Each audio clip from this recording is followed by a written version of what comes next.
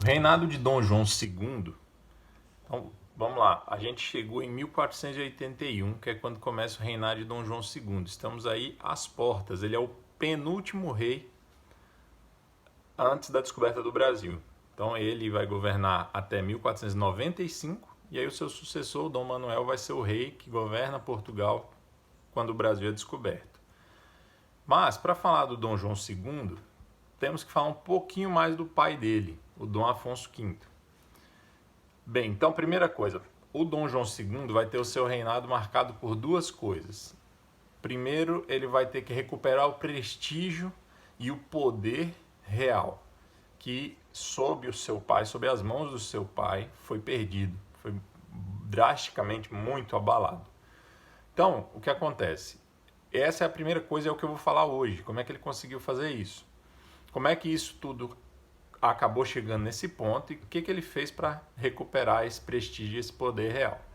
A outra coisa, outro aspecto do governo dele que a gente vai falar bastante é sobre o avanço dos descobrimentos e das navegações portuguesas. Mas isso a gente vai fazer em outros vídeos de forma mais pormenorizada.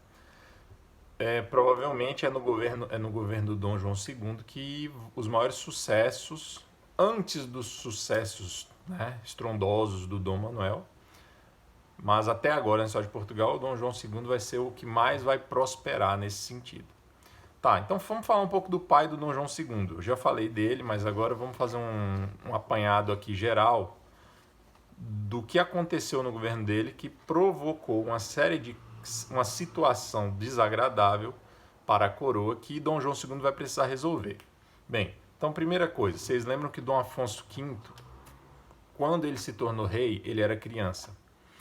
E o tio dele, o Dom Pedro, governou como regente por um bom tempo. Então, primeira coisa, ele era um jovem rei que tinha poder demais e maturidade de menos. Então ele passou a ser, digamos assim, muito mimado, qual é a palavra? Bajulado, e ao mesmo tempo todos tentavam manipulá-lo para poder conquistar, angariar benefícios futuros. De maneira que ele vai crescer inseguro, sempre precisando do apoio dos outros, da confirmação dos outros, manipulável. Né? Não era um homem de decisão, isso eu acho que eu já até mencionei. Ele também fracassou, ele teve sim, claro, a gente já falou de alguns sucessos do governo dele, mas ele também fracassou muito em muitas guerras, especialmente com Castela. Durante o governo dele, exatamente no ano de 1469, vai haver a união de Aragão e Castela, e é aí que vai ser formado o reino da Espanha propriamente. Tem aquele casal de reis famoso, Isabel e Fernando de Espanha, lembram?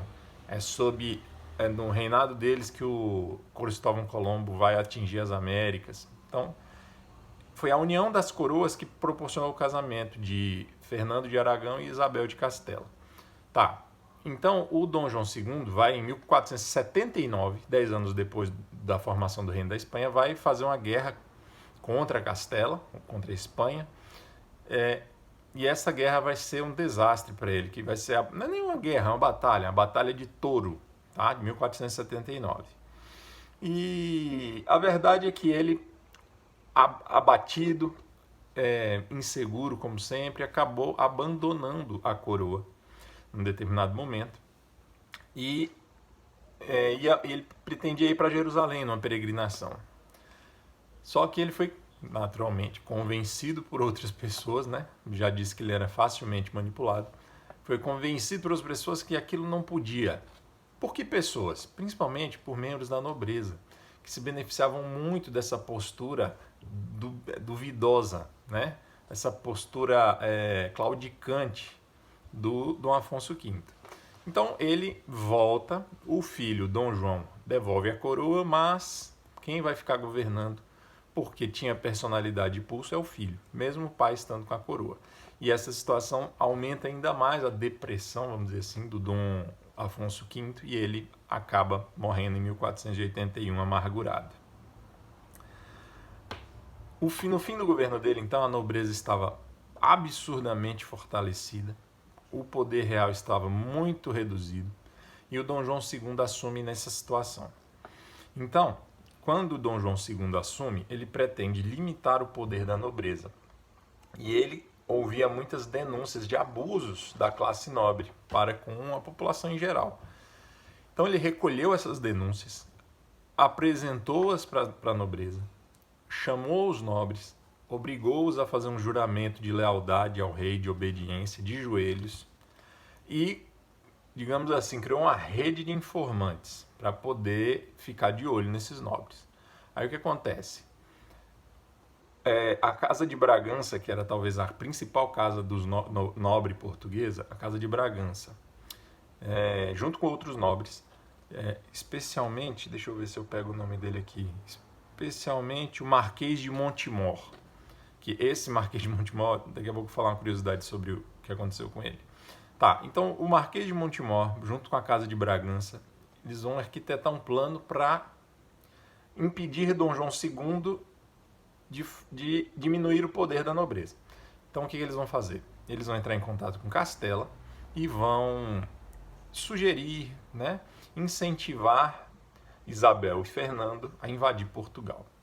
E aí vão criar intrigas, inventar mentiras para poder fazer com que Isabel e Fernando resolvessem invadir Portugal. Mas isso não acontece.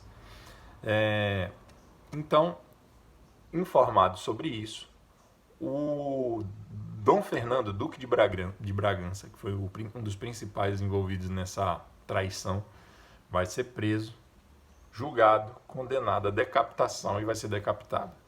Tá? O Marquês de Montemor foge e é feita a decapitação simbólica dele. Um boneco com tinta vermelha era decapitado e aí ele não era possível encontrá-lo, ele estava em fuga, então havia essa cerimônia de decapitação simbólica.